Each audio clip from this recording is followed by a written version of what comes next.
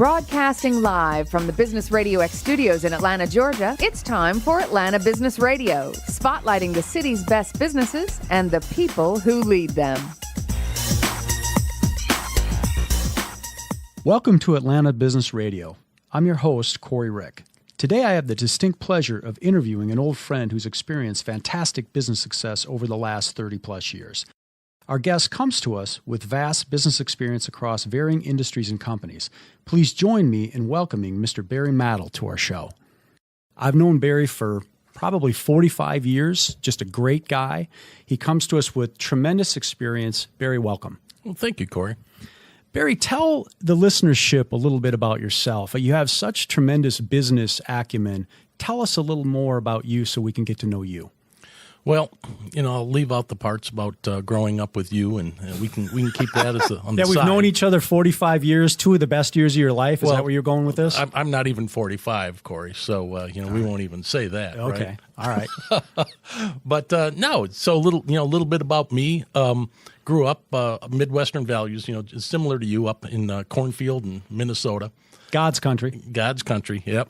And but we didn't like to shovel it, but it's still God's country. And, I went to school there, moved out of, I got my MBA and went to Ohio, actually, and started working in a manufacturing company. It was actually a division of Bemis company, which was headquartered in Minneapolis. And really kind of progressed there on the business side of things. I'm married. We have four kids from my first marriage, and then I inherited 4 kids from my second marriage. So collectively 8 kids. My kids, my most recent one that graduated from Northwestern Law School just recently. Oh, congratulations. Well, what a tremendous achievement. Yeah. She's employment and labor attorney. So outstanding. She's very excited, and we're really happy for her.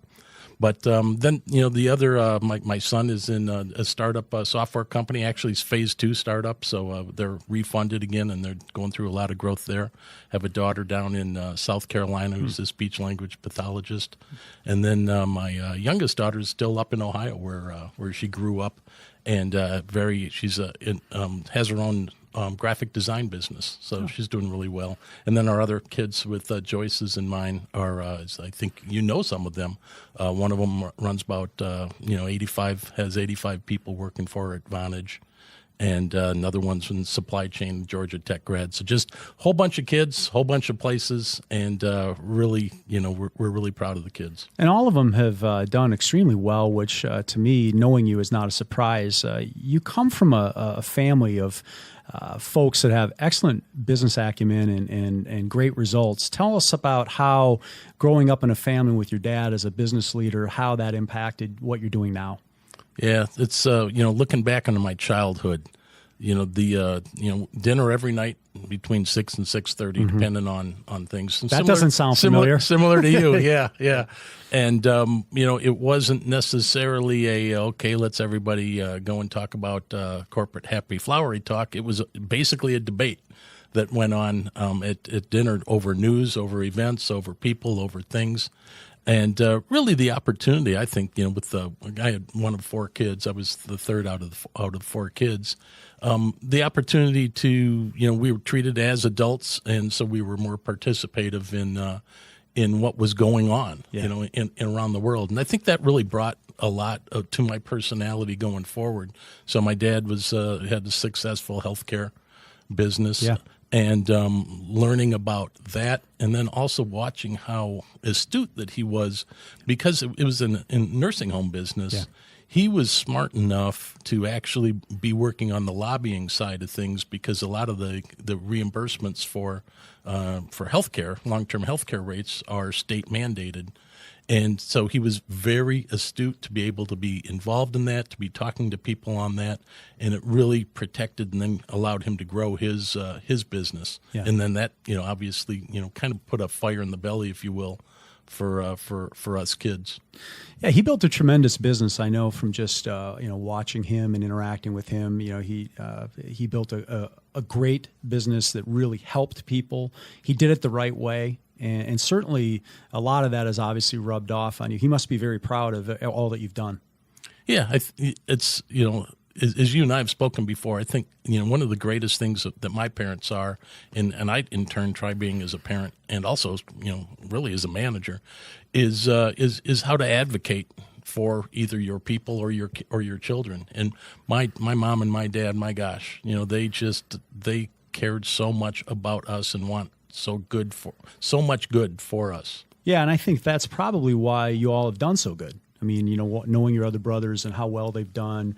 Frankly, none of this is a surprise to me, having known the family and having known you guys. And so it isn't a surprise to me to see your kids doing so well. So that's a testament to you and your family and your upbringing to me. I think that's that really demonstrates the really positive attribute of high expectations. Yeah. So, I mean, I have a saying at work, I have this saying, which is, my kids' grades are as good as I expect them to be. And so I find at work, it's all about expectations, right? And so I expect you to do this. I expect you to do that. Not to be a jerk. It's just a lot of the times you just need to make sure that people understand, hey, it may be easy street for you there, but this work still has to get done. And to really instill those expectations among your team or among your children, it's the same thing. Well, I think having that, don't you think it brings out the best? Don't you think it brought out the best in your two brothers who are also incredibly successful? I absolutely think so. Yeah. I think that people want to be challenged. Yeah. And that as long as you recognize and love them when they fail, people want to perform well and they want to please, I believe. How much of your success do you think you owe to the discipline that comes along with being a very good golfer and growing up in a family of very good golfers? So that would definitely be something that's an interesting insight. So, especially with my game compared to yours, it kills me to say you're a better player than me, but I think that. Can you speak in a little louder to the microphone? Stone, can we make sure we got that recorded? I'll make sure. Yeah. But I think, my swing, different than yours, right? I had to beat balls all the time, every day. And I was not going to be able to go and say, okay, I'm going to just practice twice this week and expect to go out and, shoot a 70 or something like that. No, that was your brother Pete. That was Pete, yeah. Except he didn't practice twice. He just played one time a year and then complain, I only shot 70. I suck. That's right, yeah. But I think your swing too, though, you just have a more solid fundamentally. You have less a more compartmentalized swing than I do. And so I had to go and do a lot of work. I had to go and continue to hone it just because I knew that if I didn't do that, then I wasn't going to play as well. And the goal for me then was I wanted to do well. Yeah. Well, and I think, having a family of very good golfers helped, develop some level of competition, right? Because you're wanting to play well like your mom and dad and well like your brothers. And I'm sure that brought out the best in you. And to me, it seems like there is crossover in having that expectation that you outlined earlier and knowing that you had to practice a couple of times a week to get those results. I mean, there is crossover in doing your business, and it doesn't surprise me that you took what you learned on the golf course with your family and applied it in business and into your family, and which is, to me, why you've done so well. Yeah, I mean, the saying I use is just work. If you do work, then typically, if you try hard and focus your efforts and have logic and forethought into it, generally speaking, you're gonna do well. How did you decide to take your first job with Bemis, right? You went to work with Bemis in the mid-'80s. What led you to that? What led me to that actually was it was true serendipity. I was actually at a job interview with Pillsbury Consumer Products, and they were going to offer me the job, and went to the restroom in the Minnesota Club in downtown Minneapolis. And while in the bathroom, I looked over and I saw the executive vice president of Bemis Company, who was the parent of a friend of mine. And I said, hi, Mac, how are you doing? And, he said, great. And I said, what are you doing here?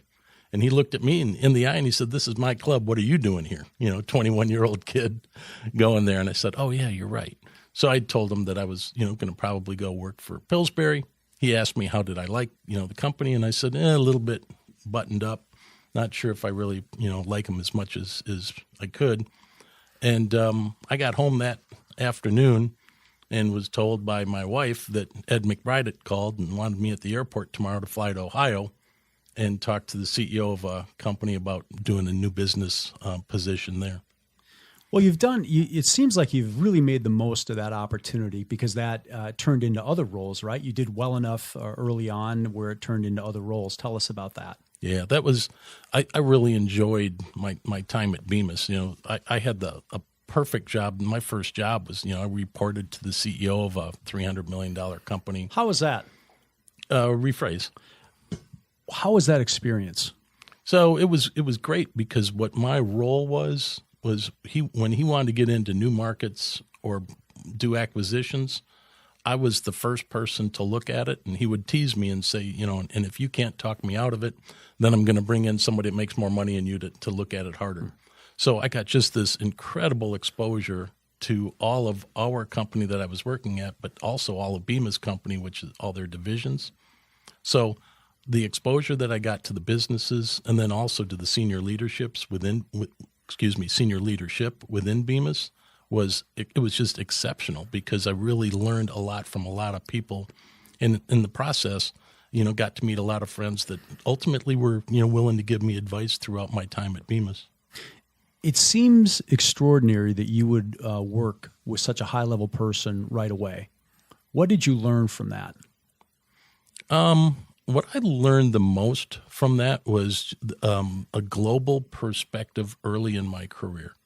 So Bob Molnaric was the gentleman that I worked for, and Bob had global responsibility for, like I said, about a $300 million business. And I remember, Bob would just have different takes on a domestic market when he would say, well, yeah, but, our European business, it does this, so I wouldn't get too excited about that because I believe that the fundamentals in Europe are going to be greater than the fundamentals here in the States. So it really allowed me early in my career to shape my view that, we aren't just living in a cocoon here in the United States. What made you decide to get a master's in business? When I was when I graduated undergraduate, I went and did a few interviews. And the feedback that I got from a bunch of the companies that I was interviewing with was, because I asked them for their advice, and they said, what I would do is I would get my MBA, and then I would come back here because we pay more, and it's a better career path for people with an MBA. So I think I had the presence of mind to at least go and solicit input from the hiring companies on campus, and then a couple were also not through campus interviews, but they taught me that. I think that's an excellent trait that you have. You don't have a problem asking for input. And, and knowing you, all kidding aside, you don't really take things personally. So I think that lends itself to becoming better and being able to play up to the expectations. Did you enjoy going to school, getting your MBA? No, your dad was a dentist, so I can't ask if you enjoyed your last root canal. But it was a 2-year program that I went through. Mm-hmm. And I finished my 2-year program in 15 months. So I had to get approval from the dean to be able to have the course load that I had. Oh, that's impressive. It was my whole approach was that I wanted it, as long as it was going to be painful, I wanted to make it short. So What's the difference between a little more pain while you're going through it? Well, that to me is outstanding. So you engaged in a 24-month program and finished in 15 months. Yep. So the answer is you didn't really have a lot of fun. That's the answer, Corey. You're right. You have all of this business experience, looking at and knowing you. You're kind of a generalist. You've had a great deal of P&L responsibility with papers and labels, signage, plastics, papers, flexible packaging, paper packaging. What do you really like best about all the things that you've done? The thing that really engages me in business is the opportunity to solve a puzzle. So, within Bemis, I was kind of, slated for a, senior officer position. So I spent my fair amount of time with industrial psychologists, and matter of fact, the main one that I worked with is still a very good friend of mine. And I've already reached out to Stuart, before, 6 months before I finished my last role. I reached out to him and said, okay, get my thinking right. How do I want to be thinking about things? And Stuart, reiterated what he's been, working with me in my whole life, is that, Barry, you have a high need and love for and love complexity. You have a high need for and love ambiguity. So you really need to find a role that gives you that opportunity to go in, figure something out that's very complex, that's very ambiguous. And my high really is, after been in a business for usually 60 to 90 days, I can usually sit down and have the business put on one piece of paper saying, here's what it is, here's what it looks like, here's what the opportunities are, and here's where the tension points are that we have to work on. That must be a great feeling to go into companies that are not doing well, they're not hitting their potential, and turning them around. That seems to me, when I think of you, I think of, turnaround artist, fireman, if you will, coming in to, put out the fire and make sure that the business gets turned around. That also must create a similar amount of excitement. It's fun because you can see the results on the P&L. But what's equally fun is that the employees, it's not like they enjoy not doing well. Yeah. And so, one of the big things that I'm always careful of, any leadership role I take, whether it's turnaround or not, I am not the savior. I'm a Bain inspirational leadership guy. So I go in and I say, you know what? I'm a good listener. I've got some experience. I have some models that I apply to my approach, and I will work with you and through you, and together we can get out of this. I'm good at figuring some of the things out that perhaps others maybe aren't as skilled or as knowledgeable on. But at the end of the day, it's, the only way you get anything done is leading a team to help get that work done and pointed the boat in the right direction. One of the things that I've always been impressed with you about is you're happy to be a leader. You've done that effectively. You've done well in a lot of different areas. You're humble, but you're also a great teammate. I know that from playing in various golf tournaments with you over the years that, the last thing you would say to me if I had a bad shot was, hey, you hit a bad shot. I mean, you were an excellent teammate, and you were all about, the positive parts, and clearly that's carried over into your businesses and in your relationships with your family. That I think is, most people I've seen are, they're a great leader, but they're not really a great teammate. It's rare when you have somebody that kind of can be both, right? And it kind of goes to that servant leadership thing, hey, I can be out front on some things, I can take some heat on some things, but I'm also happy to give credit where it's due, and also just happy to kind of blend in to get stuff done. And I think that's a real gift to be able to play both roles. Would you agree? Yeah, I think that, when we were talking expectations earlier, so, I carry with me when I go to a company, I have an email that I send out, which is my expectations of performance. And one of the things in my expectations is that managers have to get comfortable with the fact that there are going to be many situations where they don't know as much as the people that work for them. And that's okay. And what I tell them is that that's actually their role, is that it needs to be okay, because a manager's job isn't to be smarter than the employee in what they're doing. A manager's job is to remove the barriers that are in the way of the employee. Now, some of those barriers exist, but other ones don't exist, and the employee just made it up and said, well, here's my problem. And then the manager's job is to sit down with them and say, sorry, that's really not in your way. Yeah, you mentioned the removing barriers. That's such a crucial part of running anything, or having a good team, and just making it easy for the players to play. And a lot of people don't get that. Yeah, I think that. Yeah, I totally agree with that. Is that all we're trying to do is just foster the right environment and allow people to do well. And again, part of that model, right, is that the job is to set the course, establish the direction, lead the team, but also to be a coworker many times as well, and to be a co-owner of a strategy rather than the architect of the strategy. That's a temperature thing, and I think that's a gift. Being able to understand, okay, I got to be out front on this, or I got to blend in. That's right. And a lot of people either can't or aren't willing to do that, and I think that's another gift that you have. I think. You have all this business experience? How have things evolved business-wise? If you had to pick 2 or 3 things, the evolution of the business based on your experience, what would you say those things are? So I want to make sure that I'm understanding what you're asking. Are you talking about how the business evolved, or how has my style evolved? How has your style, well, both, really. How has your style evolved, and how has, the businesses that you've led and managed and, achieved in, how have they evolved? Yeah. So the first thing I can talk about the businesses. So typically, what I've found in the businesses that I've led is I can work pretty well with a team where collectively, what I always call is institutional or organizational knowledge, where collectively we can dramatically scale and improve our knowledge as an organization. Because there's so much potential for knowledge in organizations that exists, and usually, leaders don't pull all that out. I've been blessed where I've been, fortunate enough to work with some folks that will, work with me to get that.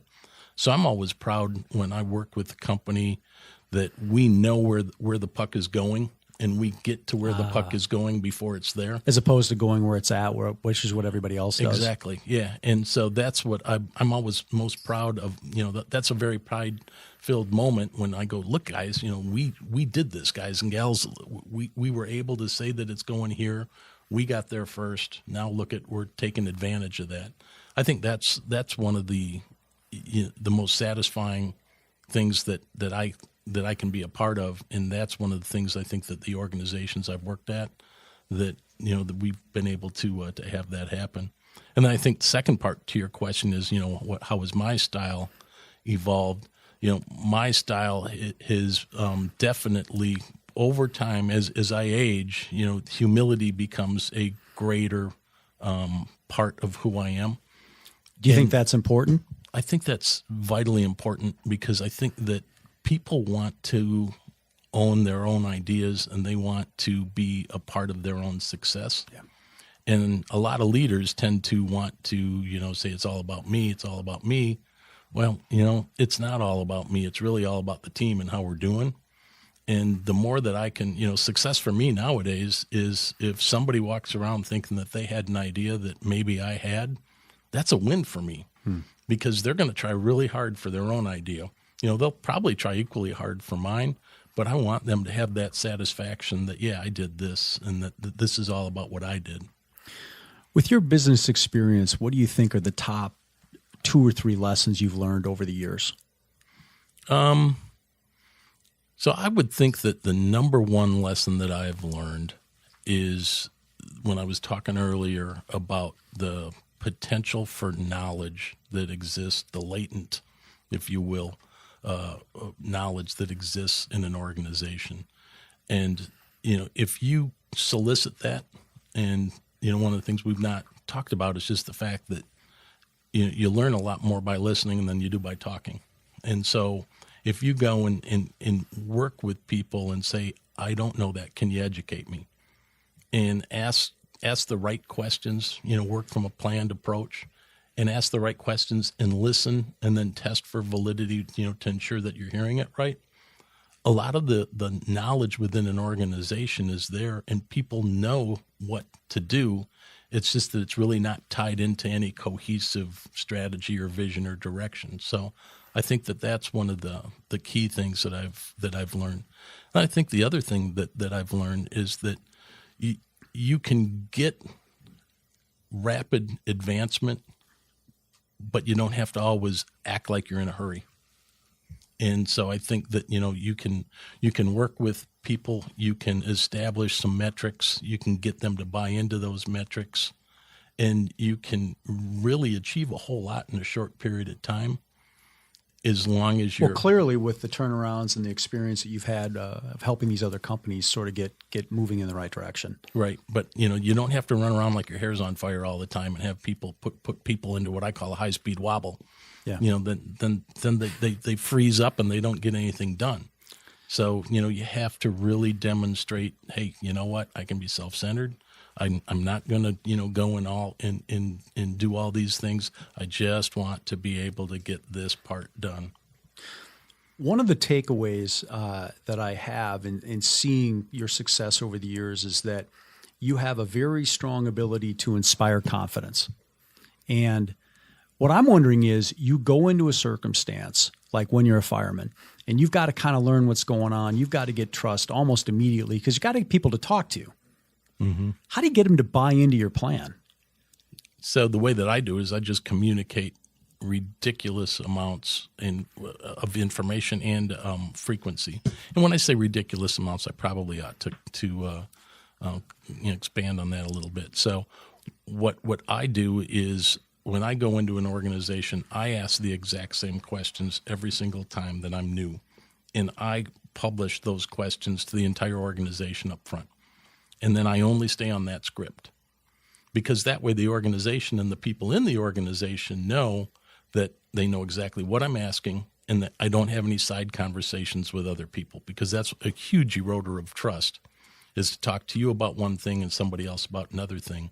Because when you two compare notes, you're going to go, well, what was the agenda here? He asked you this, he asked her that.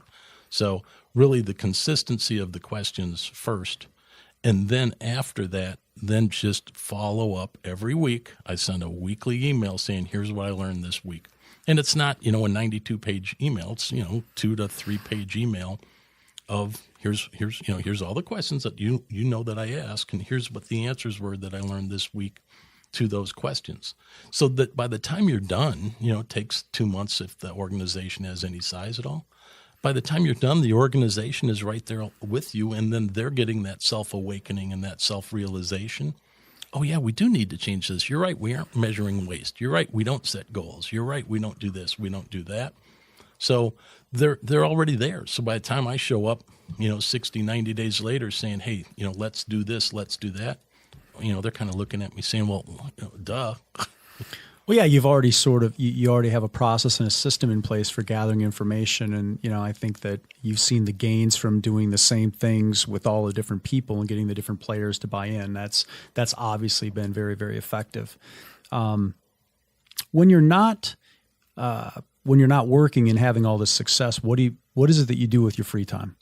If you have free time. If I have free time, yeah.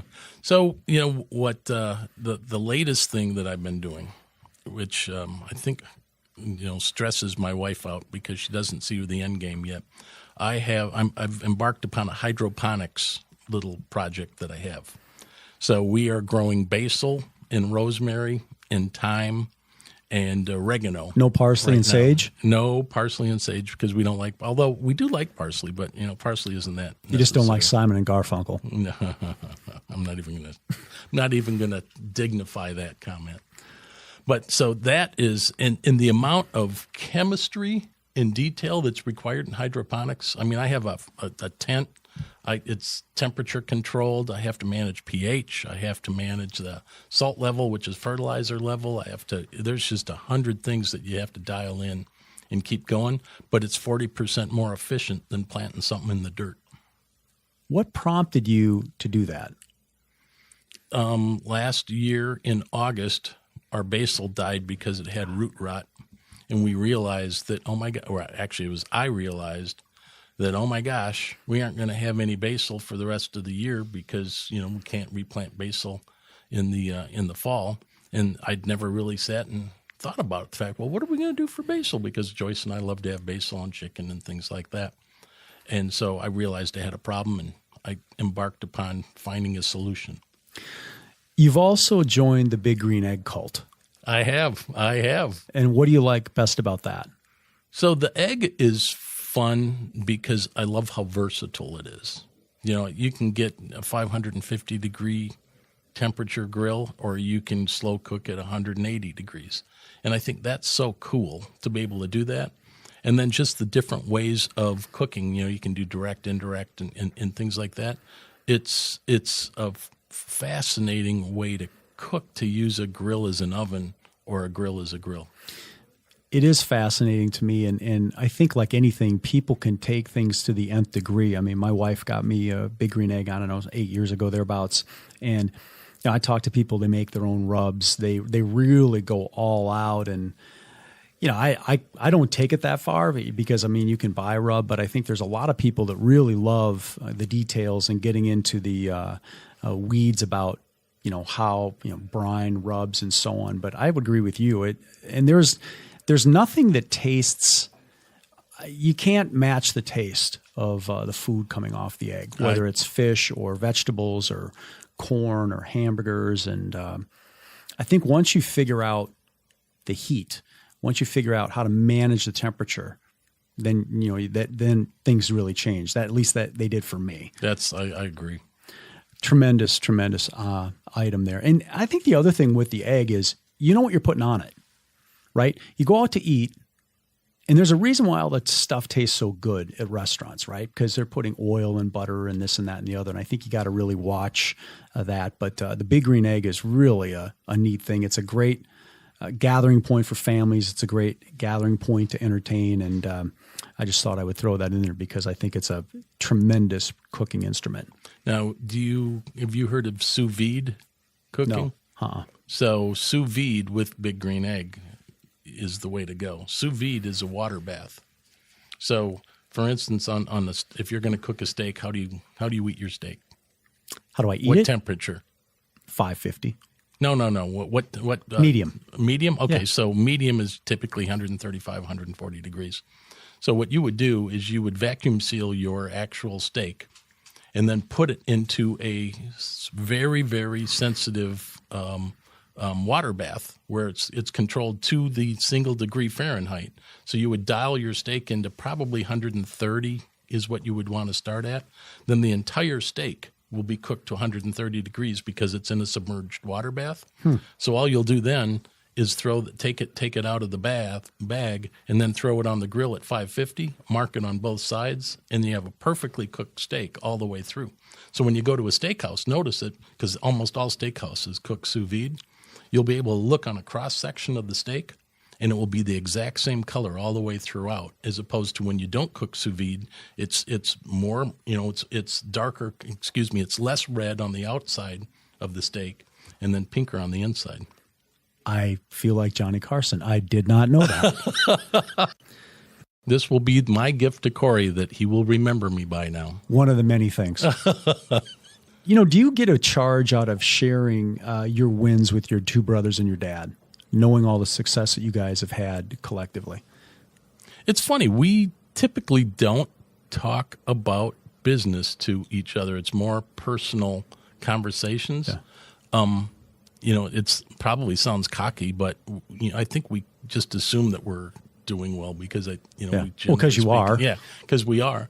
So, like when I talk to Chris or Pete, it's more about, how's mom, how's dad, what's going on here, something like that.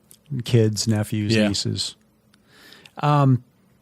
If you were to wave a magic wand and you're looking for an opportunity, what would that opportunity look like for you?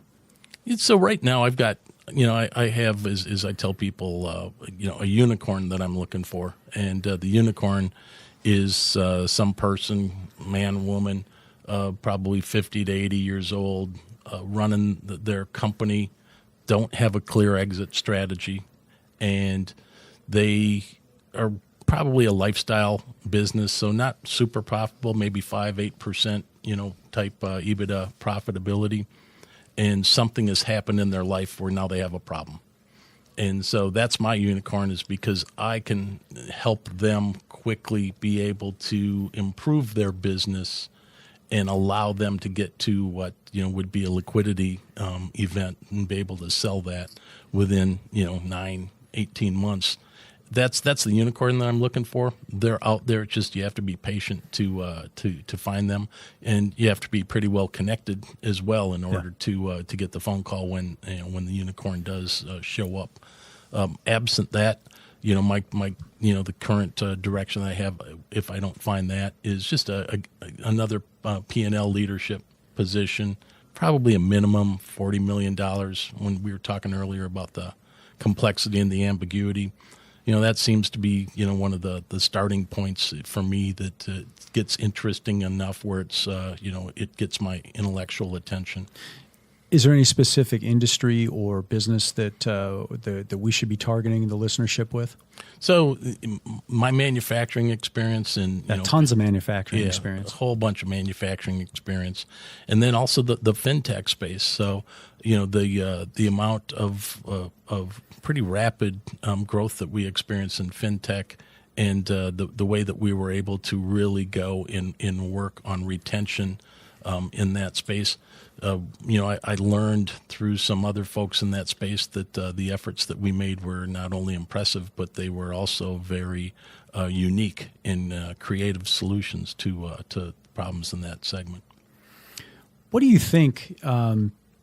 What do you think are the biggest learnings that you've had recently with innovation of technology in business? I mean, if you had to pick one or two things, technology has certainly revolutionized a lot of these businesses. If you had to choose one or two technologies or one or two movements, what would you say they are? Marketing communications. I would definitely think that. Within that, I would say it's all about more of the marketing automation. So the fact that you can, I don't have to go and manage my communication with my customer any longer and personally go and hit the send button on something like that.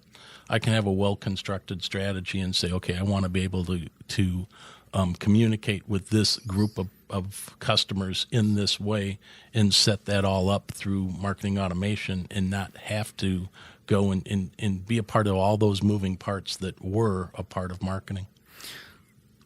How does all that fit together?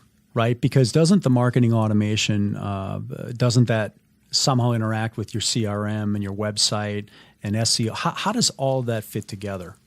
Well, I mean, that's why Salesforce is doing so well, right? So obviously the CRM, the customer relationship management module has to be the main vehicle that you design around, and then you add on other products around that. But I mean, especially with Salesforce now, the sky's almost unlimited in terms of what type of bolt-ons and add-ons you have. There's so many different types of adjunct programs that work with Salesforce today. There's no question about that. They're an unbelievable company. I mean, I've been a big believer in Salesforce for 10 years, and they seem to come out with something every single day. But you certainly embraced that in the businesses that you've been in, and it certainly has helped create more business. And it's a little bit different than 30 years ago when we might send out a direct mail piece or put an ad in a paper of some sort. That's certainly, I would agree with you, that's the digital marketing and the marketing automation has certainly been a game changer here. Yeah, it just it completely changed the rules as a marketer of what you can see, and you can test what you're doing daily if you're so inclined. Depends somewhat on your sales cycle, but you can actually gauge what your open rates, your read rates, your click through rates are. And in B2B world and B2C world. So, I mean, it's applicable in both areas. Do you enjoy that component, the marketing and the automation and the communication? Do you enjoy that part of the business?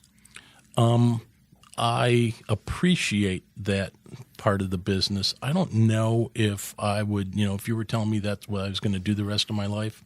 You'd probably say, let me think about that. No? Yeah, let me get back to you on that one. Yeah.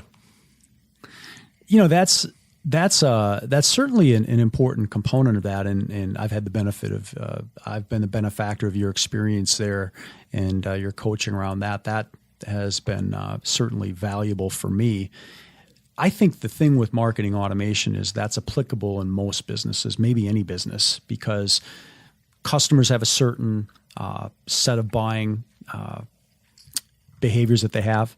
and there's a certain order to things, and there's a certain timeline, and I think that helps really sort of spell it all out. It was a tremendous learning experience for me when you introduced that to me. So that is something that I feel very grateful about in terms of one of the things you've introduced to me.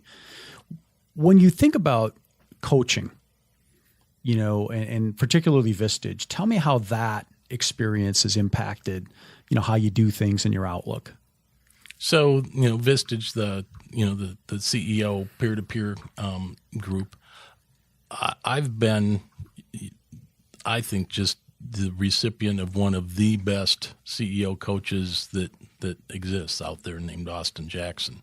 Yeah, I would concur. And I think in order to have a good coach, you need to be coachable. Yeah. Well, you have to be open to it. Would you agree? Yeah, you have to be open, and you have to recognize your own infallibilities, and be willing to to honestly answer a probing question that somebody asks you. Because it's easy when you get a probing question, if you see where it's headed, you can still deliver misinformation and expose that vulnerability of being incorrect and having to admit it. So, I think that the value that Austin has provided me is that, I'm more interested in what I'm doing wrong than what I'm doing right, because it gives an opportunity for greater advancement quickly. And I think that to gain from the experience of someone else who's been in just a multitude of industries, who's been very successful at doing it, and also just so insightful. Yeah. That they can provide some input and really, that Johari's window. I'm not sure if you're familiar with the what do I have in my life that's unknown to me and also unknown to others, and to help me get to that and identify that so that I can get better personally. Well, I think the fact that you were open to coaching, even with all the success you've had, says something about you. I think that's a great trait. Also, I think the fact that, in one of our lunches 8 or 9 years ago, you introduced the concept to me, and I've been a Vistage member now for 8 or 9 years, and that was really an unselfish thing for you to have done, and I've benefited tremendously by being in that also, and I'm in Austin's group, and so that kind of experience, having bought and sold companies, having managed turnarounds, all those things he's done, and for me, I can go into a meeting and think, oh, this is insane what I'm about to bring up. Nobody's been through. And he'll say, here's what you do. You do this, this, this, and this. And it's 100% right every time. Yeah. And I think that, had I met him in 2000 or 2001, there's no telling where I would be, because everything that I'm doing now took a quantum leap once I, became open to that after your introduction. So I think one of the other things that I would describe you as is unselfish, but that's been a really, really great experience for me. And certainly I think you have to be in a place where you're open to hearing other opinions, because we have a saying in Vistage, it's carefrontation. Yep. I don't always like what's being said, but I'm going to get the opinions from the 10 or 12 people. It's unvarnished, and it's always going to be without an agenda. And I think that it's a tremendously valuable thing that you introduced me to. So for that, I'm grateful. Going forward, do you have a certain industry or a certain thing that you'd like to do? To me, with all the things that you've done, how do you narrow down what you want to do? No, that's kind of been the difficult part for me right now. I mean, to me, because couldn't you come on and be a consultant and help companies get to where they need to go, right? I mean, because one of the things that I've heard you say, and I maybe have made this up, but you like a definite beginning, middle, and end. And so to me, that might be something where, you have this fireman mentality. I know I keep bringing this up, but I mean, companies are having a difficult time. You get in your 60 to 90 days, you learn what they need to do, you put the right players in the right seats, and you move on. Isn't that something that you could do? Yeah, it's something that I could do, but I don't think I would want to do it. Yeah. So one of the things that I was careful to request from who I talked about earlier, my industrial psychologist, Stuart, and then also Austin's advice is it would be relatively easy. I've already had probably 4 different opportunities to go in and be a consultant and work with people or companies to help them. But there's nothing like being a part of the team and on the team. And that's what I would be giving up. And I would just, instead, be a, advisor to the team. And there's just not as much personal satisfaction for me in that. So certainly, you certainly could, be the consultant, the fireman, but that isn't what you want. You want to be on a team. You want a chance to build the team, to improve it, and to get it to the next level. That's kind of what I'm hearing. Yeah, that's what energizes me, is to lead that team to greatness. And we haven't had the chance to talk about it. I mean, from an innovation perspective, I love, that's really where I love being on the front end of the business with the people that touch the customers, saying, okay, what are we doing today? What are our competitors doing today? Are they successful doing that? And to really map that out and saying, okay, well, why aren't we looking at the business like this? The saying I always have is, don't ever let your customer get in the way of your customer. And if you look at your customer's customer and say, okay, my business really is that, many times, you redefine what your business is, and you redefine a lot of times what your products and your services are. At the payments processing business where I was, we ended up doubling our relevant, market size just by redefining who our customer was. We thought we were selling to retailers. We weren't selling retailers. We were selling to specific consumers of specific retailers.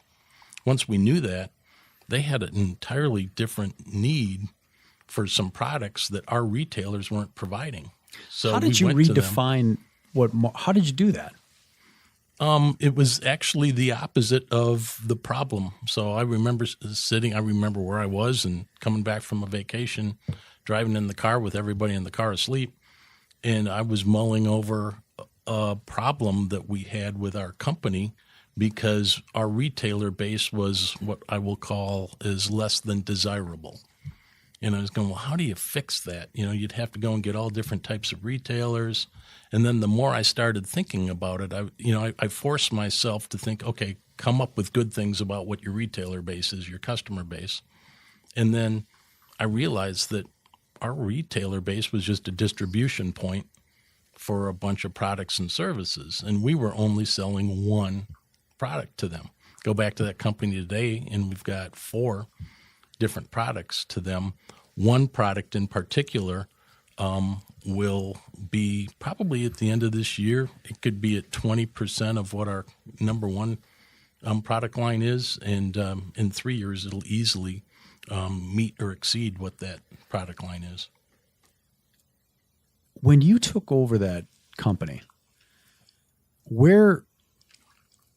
how much did you increase their sales?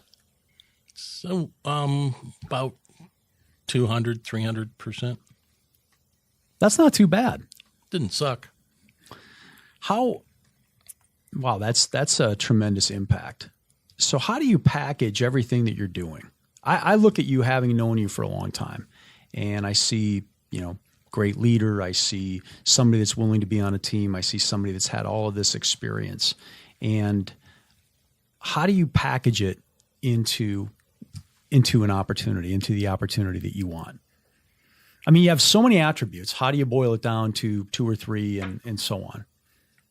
Yeah, that's, not well is my answer so far, because that's been some of the difficulty that I've had trying to, there's 2 dimensions that I'm really focused on. First is, what is the business? Intellectually, does the business interest me? So that's one hurdle, if you will, that you have to go through. So, if it's a static industry with, just a huge commodity margin, commodity profile and a poor margin profile, then, it's probably not going to be something that would be, really, really interesting unless they were leaking oil really bad where they needed help to fix it. And then secondly, from a leadership position, what does that look like on the either the board side or on the owner side. So, I typically will go work and report to a board of directors or would report to a owner or couple of owners of a company. And, from a values perspective, that there needs to be a match and there needs to be compatibility there. So that's some of the difficulty that, to directly respond to your question, the difficulty is getting both of those to align. There's plenty of opportunities out there where I just think, I don't think our values would be the same, so I ought not to pursue this opportunity. So you have to be, patient and trusting enough to walk past opportunities that are out there because it's not who you are and what your value set is. Well, you must have had a lot of decisions to make. You must have a lot of choices, and certainly you're in a great position to be able to say, yeah, I have these opportunities, but here's exactly what I want. We have to create a buying environment, a matching of interests, if you will, based on values and so on. And I think that that's a tremendously powerful place to be able to use your experience, who you are, to be able to say, to be able to look at something and go, I don't need it. Here's what I want. And I think that's a really good place to be. Yeah, I'm constantly reminded of how blessed I am. Yeah. Well, you've had a lot to do with it. You've had a lot of, made a lot of the right moves. You've had a lot of success, and you've swung the bat when the ball's been thrown your way. Yeah, that's as I talk to people, that's usually one of the first conversations that people will ask. Well, are you in a hurry here? What's that look like? And that's what I always say. I want a job. I don't need a job. I want something that's meaningful, and I'm willing to wait for something that's meaningful. You've been asked to appear on Business Radio X because because of your success, your acumen, and I think I know what sets you apart. But what do you think sets Barry Madel apart from anybody that thinks they're competing? I think that what really, at the end of the day, sets me apart is that I do a very good job of aligning myself with either a board or owners after I have vetted to ensure compatibility from a values perspective. And I said values a number of times. So, integrity matters to me, how people treat other people, how people want to approach business, that matters to me. You can make money and still cut costs and do the right things, but you can do it in the right way and you can do it in the wrong way. So it's very important to me that I find people that want to do it the right way. So after I have that compatibility, you really aren't going to find anybody better in terms of, there's never going to be a surprise. There's always going to be a roadmap. There's typically going to be rapid improvement. There's always going to be improvement. Sometimes you can start seeing improvement in 90 days, but what distinguishes me is you will see the results, and I will treat people right, and I will also treat people with respect along with the owners, or the board. Yeah, I think, if I were to answer that question for you, what I see, having known you all these years, is that one, first and foremost, right at the top would be inspiring confidence. And I think, and the reason that happens is because of how you go about your process of getting to know people. Hey, what's going on? You're 60 to 90 days when you ask the same questions to everybody, and there's no sort of sidebar conversations. That to me is telling. Also, you know how to lead and get things done. That's important. But you're happy to be a team player, and you're happy to see other people be successful. And usually you see one or the other. You see somebody that has to be out front on everything. They're not content to be on a team. And it's really rare when you see people that are able to do both. And I think if I were to answer that question on your behalf, those are how I would start things. Well, clearly, you understand how to turn companies around. You understand P&L, and it doesn't even really matter what the businesses are. You get people, and you know that there's a bigger picture other than Barry Madel. So those are some ways that I would use to describe you. But certainly there's a number of things that set you apart from others that think they're competing against you. I appreciate the comments. If you had to give the younger version of Barry advice, what would that be? The younger version of Barry would be told that as much humility as you think that you're demonstrating, you can double it and internalize it at the same time. Is that the ability to get things done is just incredible if we don't worry about who gets credit for it. And 100%. so I would, I take a certain degree of pride that I think I've done that relatively well in my career, but nowhere near what I would expect myself to now if I were giving advice to younger Barry. Yeah, I would say you've done that very well. If there's a young man out there, a young lady that wanted to follow in your footsteps and follow a similar career arc, what would you tell them? What advice would you have for them? I would tell them to surround themselves with smart people that were willing to invest in them. And that, the opportunity for somebody like a Corey, for instance, to mentor or advocate for someone looking to go into your line of business, you would own their problems with them if they would just be willing to ask for help and to invest equally with you. Barry, you've been a tremendous success, been a tremendous guest here, and we just wish you all the best. If the listenership out there needed your services and wanted to get a hold of you, how would they do it? Probably email would be best, which is BJ, Barry John, Madel, M like Mary, A, D like David, E like Edward, L @gmail.com. We've got a tremendous, tremendous business resource here, Barry Madel. You've been a great guest. Continued success. Thank you for being on the show today. Thanks so much, Corey.